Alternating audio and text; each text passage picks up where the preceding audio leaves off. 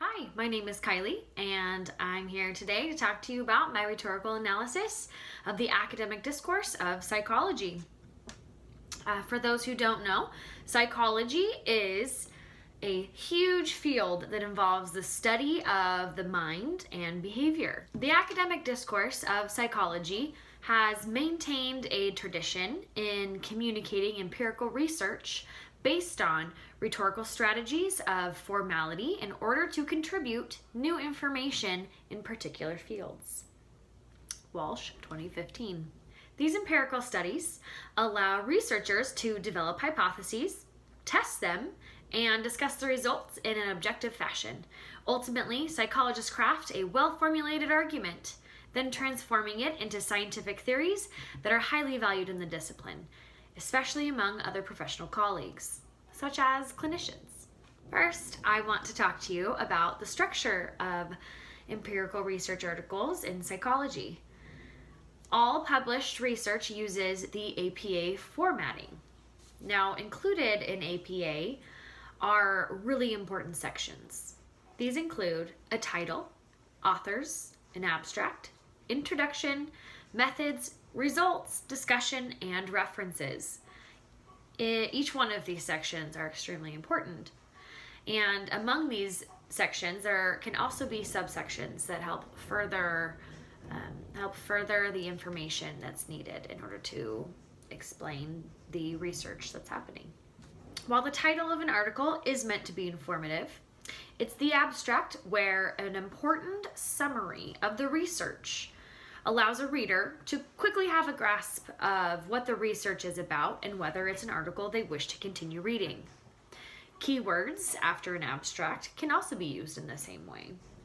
As a researcher is looking for a certain topic, he can scan the abstract without having to read through the entire study, which can often be extremely lengthy. They can also identify research articles they need through the keywords. Notable as well are the author's position in the article. Right underneath the title, there are typically the author's names listed and also the universities that the researcher came from. Attributing the research to its authors is important in building reputable studies and as well as advancing the researcher's career. Following the abstract and keywords is the introduction. The introduction gives an overall view of the research at hand, and it also includes surrounding information that helps the reader understand the hypothesis that is going to be tested. So in this introduction is typically where the hypotheses of the researchers is presented. And this is a really important piece because it lays the groundwork for the rest of the paper. The methods section could be considered the most vital to an empirical research article in psychology. This section is where the author's research program is described in detail, so that it can be replicated by other researchers interested in the topic. The results and discussion section serve the purpose of providing evidence and logical argument for or against an author's hypothesis. Results are expressed in a straightforward fashion with objective data collection showcased. This data typically includes graphs and tables from the experiment, including an explanation of the numerical data from the study. Using this objective data, the authors are using ethos to establish their credibility, accuracy, and trustworthiness. In the discussion section is typically where a researcher will craft their formal argument. And with the evidence provided beforehand in the methods section, they will create a claim. At the end of every APA formatted empirical research article in psychology, there is a references section. This section is imperative to establishing credentialed information from the author. References are used throughout the entire paper.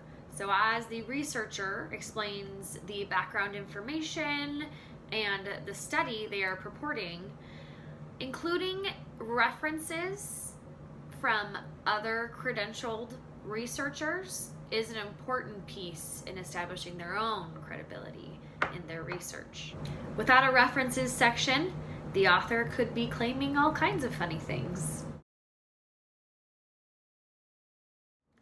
Because psychologists are addressing other professional colleagues in the field with their research, technical terms or jargon are used. This technique builds ethos or credible knowledge that the authors have. Without knowledge of the jargon used in psychology, the articles are difficult to read and comprehend. For example, the terms regulating behavior, externalizing disorders, and behavioral inhibition system are common to see in psychological research. In order to receive respect and authority on a topic researched in the psychology discourse, the authors use language appropriate to the task.